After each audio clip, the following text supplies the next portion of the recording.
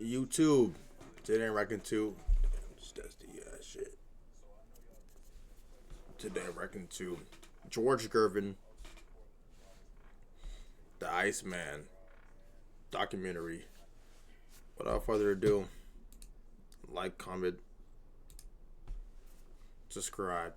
And I haven't seen George Gervin play ever because I'm like 21. This dude played back in like the 80s and the 60s and the 70s, I'm pretty sure. So if you know who George Gervin is, comment down below some facts you know about him and how great he is, and comment some more views I should react about him.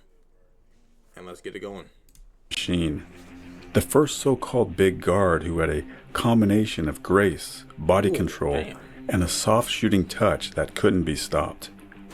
Gervin's expression never changes, reporter Robert Vernon said. The only movement are his dark eyes, darting back and forth, looking for an opening to fire off another jumper. This unflappable demeanor Having the word ice on your back is cool. has earned Gervin the moniker of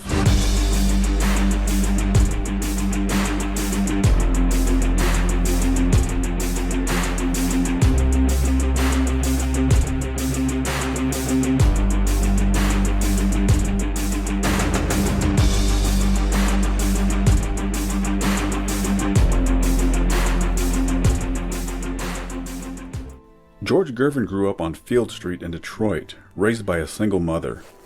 Learning the game of basketball from his older brothers Booker and Claude, Gervin played in front of street people and hustlers, gaining confidence in his game in front of a tough audience. Gervin started at Martin Luther King Junior High in Detroit. By his senior season, he led the league in scoring with a 31.3 average with a high-scoring game of 53 points. Damn. He was the best ball handler on the team, his coach said. He could slide by a man in a wink and was nearly unstoppable on a drive. After graduation, Gervin went to California and played for Harper's Hancock in the Summer League, while his brother Booker played at the College of the Desert. Gervin received a scholarship to play at Long Beach State under coach Jerry Tarkanian, but changed his mind about California and left before the first semester was over. He transferred to Eastern Michigan and was averaging 29.5 points a game by his sophomore year. Looked upon as a possible candidate to make the 1972 Olympic team, Gervin ruined his chances after an incident during a game against Roanoke College. Gervin went up for a shot and had it blocked by Jay Picola. The ball came back to George and they tied up for it, both swinging to get the ball free.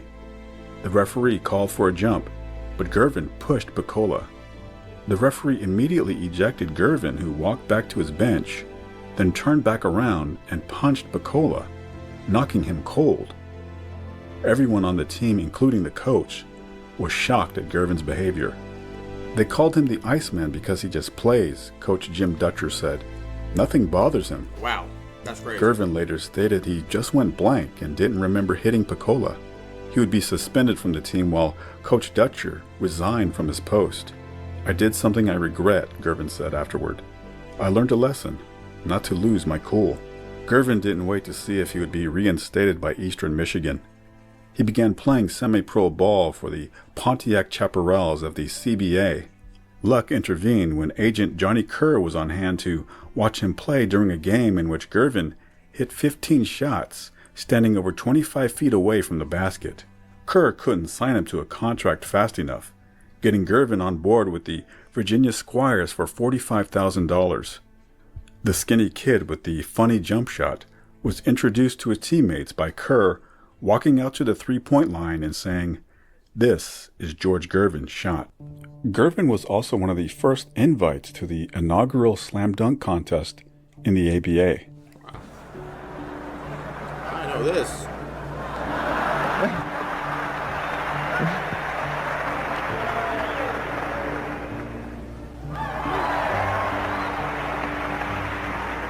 At the mandatory under the basket.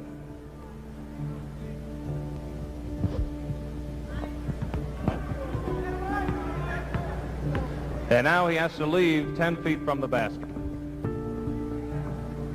Oh! George Gervin.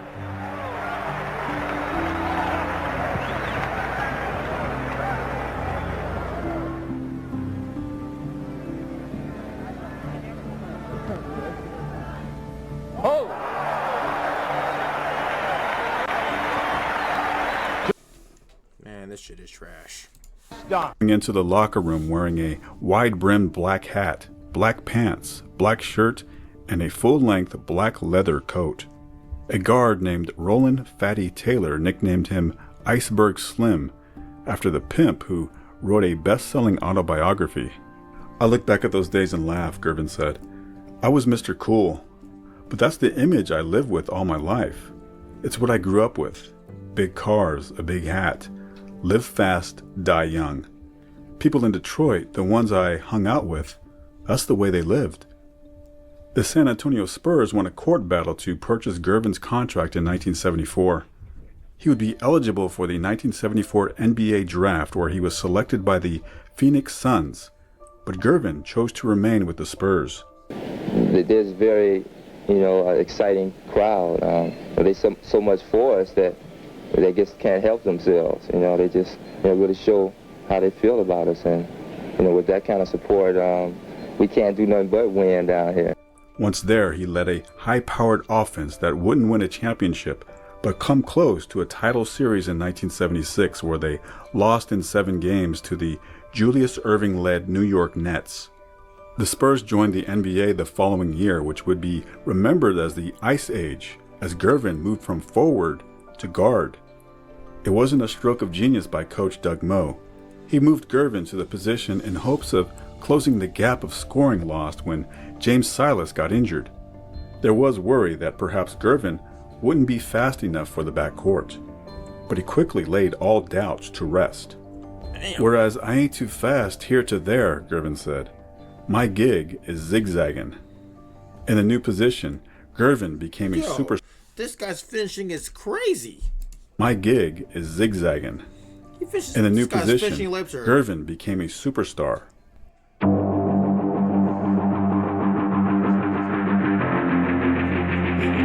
Bro. He's just taking off.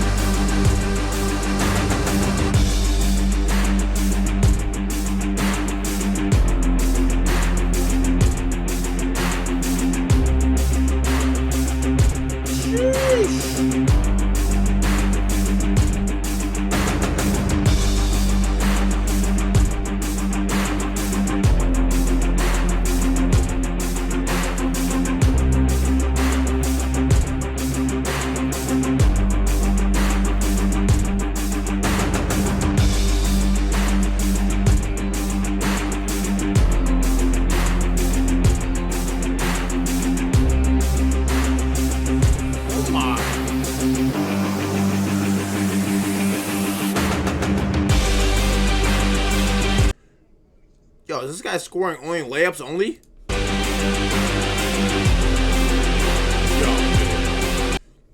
Yeah, man. Dude's getting 40 points from straight layups.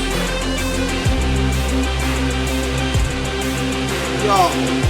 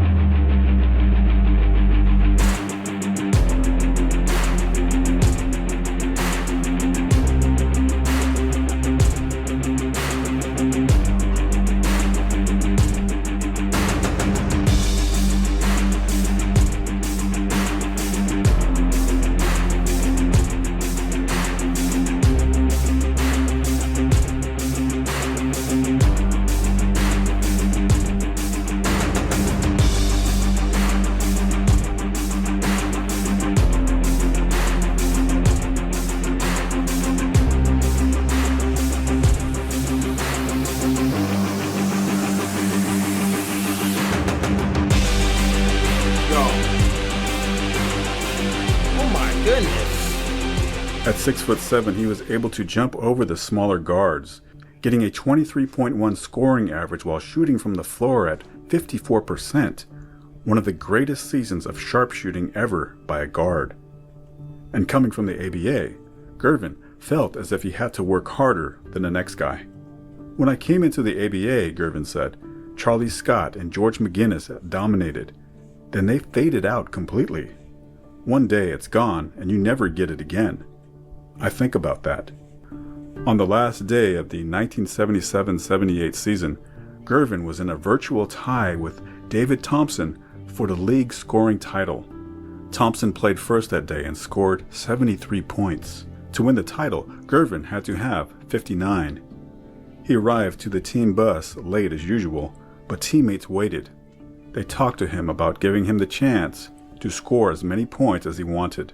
Gervin missed his first 6 shots in the game and told his teammates to forget about the title, but they kept passing him the ball.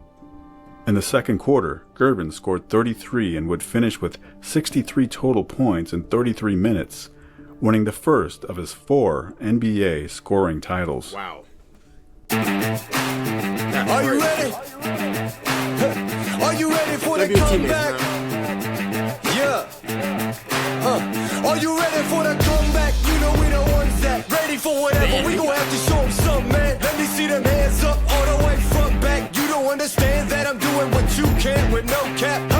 This is the return of the one. You ain't see him coming, you just heard drums. They've been ready for the battle. Any person that comes got the weight of the world on them. Yeah, they're too strong. I might have been down, not out. It's on sight, you gon' figure that out. And I might have been down, not out. Only one thing I gotta know now is, are you ready for the comeback? Yeah. Yo, Are you ready for the... Are you ready for the comeback? I scored a few extra points in case their calculations were a little off, Gervin joked. In the 1978-79 season, the Spurs defeated Julius Erving and the Philadelphia 76ers in the second round. They held a 3-1 game lead over the Washington Bullets in the Eastern Conference Finals, but suffered an epic collapse by losing 3 straight. The Spurs had limited playoff success over the years as they would lose a key player in Larry Keenan, but Gervin continued his scoring rampage, leading the NBA in scoring from 1978 to 1980, then once again in 1982. Wow. Yet Gervin still didn't seem to get the respect he deserved. Magic Johnson and Larry Bird obtained numerous commercials, while Dr. J and Kareem were household names. Gervin, meanwhile, didn't get any commercials or media hype. I guess I'm a black sheep, Gervin said. It's okay. Life is good. In the 1981-82 season, the Spurs were now in the Western Conference and made it back to the conference finals until they were swept by the Los Angeles Lakers. In the following year, the Spurs traded for All-Star center Artis Gilmore, hoping to take some of the scoring load off of Gervin. The Spurs finished with a 53-29 record and made it back to the conference finals.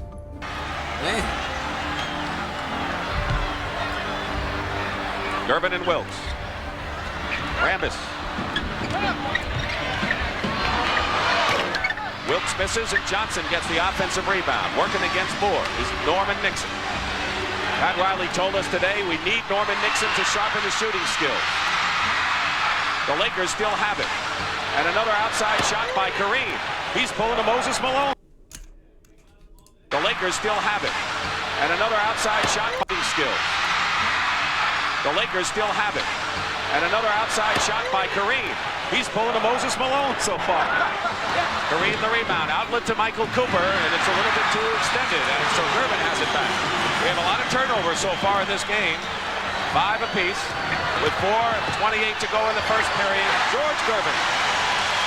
Because Kareem is off to such a good start. This is the biggest lead the Lakers have enjoyed. Gervin. On Wednesday night, San Antonio had 4 players with 20 or more points. And of those 4, the lowest output was by George Gervin, who had 20 points. Into Wilkes. Good. Into Wilkes. Good inside defense by San Antonio. Trying to come with it too now. Gilmore. Artis Gilmore? Gets the rebound. Good hustle by Johnny Moore, who's playing with a bruised calf. Gervin with a drive inside. This guy's nice. The Iceman, Johnny Moore on the base. Out to Moore and George Gervin. Good assist by Johnny Moore on that play. 9-point game. Nixon. Mitchell the rebound. Johnson gets it back, and look at this. Look what I found, says Kareem. Each side has had several chances, up and down. Spurs can still narrow it to 3. Gervin.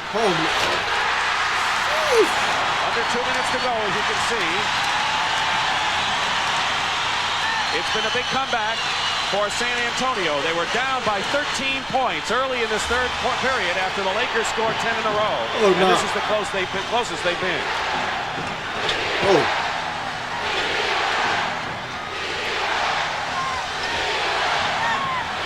Kareem fighting Gilmore, and a big basket for L.A. 8 seconds on the shot clock. Gervin against Kareem. Blocked by Kareem. Gervin again, and second effort for George Gervin, who has 19 points in the game. Down by 4, down by 4.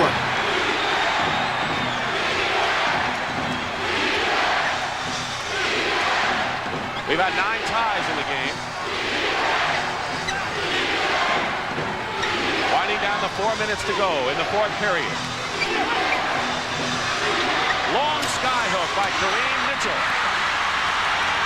Lakers by 4. Gene Banks possessing over to Moore. Out of bounds, L.A. ball. Saves it out to Banks. 1:43 on the clock. Moore with a fake. Cooper won't give him the 3-point shot. Gervin gets 2. 4-point game, Lakers lead. 1:36 of showing. Down by 4 again.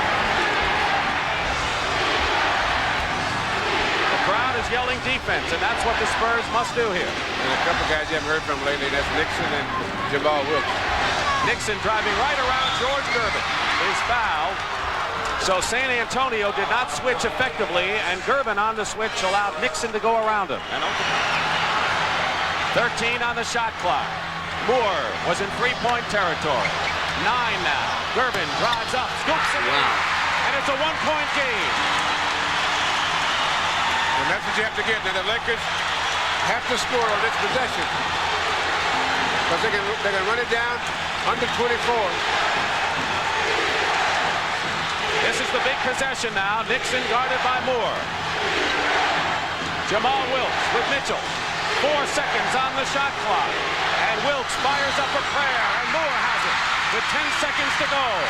And the Spurs, they want a timeout, and Johnny Moore will get it. A timeout has been called, and I don't think Moore saw the signal. They got 7 to get it to midcourt. 10 to go in the fourth period. Here it is. Moore.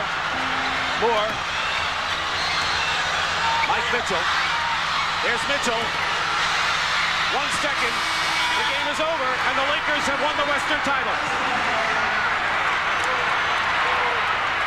The Lakers would defeat them again, this time in 6 games. Damn. The 1983-84 season saw the Spurs slip from the elite as they finished with a losing record amidst coaching changes.